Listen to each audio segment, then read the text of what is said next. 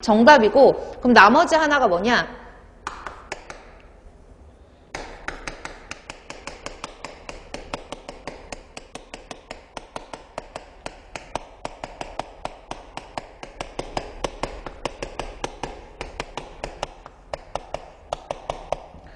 행동 원칙이라고 할게요. 1번 첫 번째는 오염원 인자 부담 원칙이에요.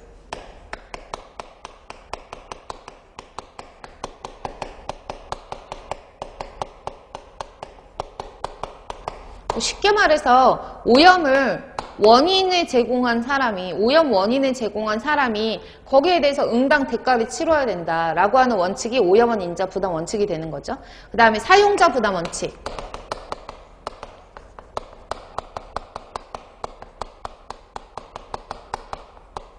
우리가 어떤 물건을 사용을 하거나 어떤 자원 같은 것들을 사용을 하면 점점 가면 갈수록 자원이 없어지고 나중에 미래에 사용할 수 있는 이용량도 감소가 되잖아요. 그것에 대해서 사용과 사용에 대한 그런 환경 비용을 너네가 사용하는 사람이 부담을 해야 된다라는 원칙이 사용자 부담 원칙이에요. 세 번째로는 예방의 원칙이에요. 예방의 원칙은 뭐냐면 환경오염으로 인해서 아주 심각한 피해가 유발된다고 우리가 생각될 때에는 이게 과학적인 입증이 아직 안 됐으니까 조금만 기다려봐. 과학적인 입증을 하고 나서 이게 환경오염으로 인한 심각한 피해인가를 우리가 정확하게 좀 규명해보자. 이런 건 안 된다는 거죠. 환경오염의 어떤 심각한 피해가 우려될 경우에 과학적인 입증을 토대로 해서 그 환경 보전이 미뤄지면 안 된다라고 하는 것이 예방의 원칙이다라고 보시면 되고요. 네 번째로는 여기 안 나와 있죠? 최근접 결정의 원칙이에요.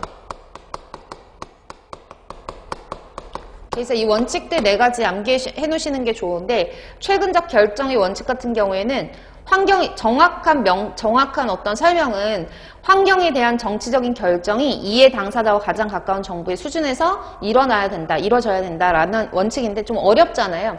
다시 말해서 A라는 동네에 환경오염이 심각해졌어요. 그러면 A라는 동네에 따라서 어떤 자문단이라든지 교수님이라든지 아니면 거기에 조금 더 밝은 정치인이 될 수도 있고 이런 사람들이 이 A 지역을 어떻게 환경 보전을 해야 되지? 환경오염이 왜 일어났지?에 대한 어떤 결정권을 가져야 되는데 여기에 사는 사람들이 훨씬 더 정보를 많이 알고 있으니까 그런 사람들의 결정권을 일단은 최원칙적으로 근접적으로 있는 사람들이 결정을 해야 된다라고 하는 원칙이 최근접 결정의 원칙이라고 쉽게 생각을 하시면 되는 거예요.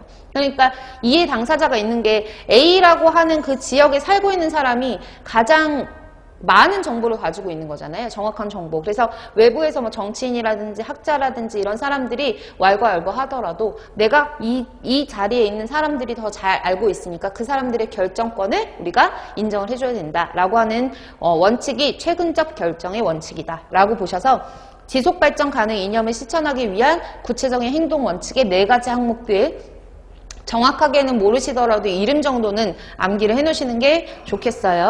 5번을 볼게요. 사용하는 자원화에 의해서 환경에 미치는 각종 부하를 생산하고 유통하고 사용, 폐기 등 모든 과정, 전 과정에 거쳐서 정량적으로 분석해서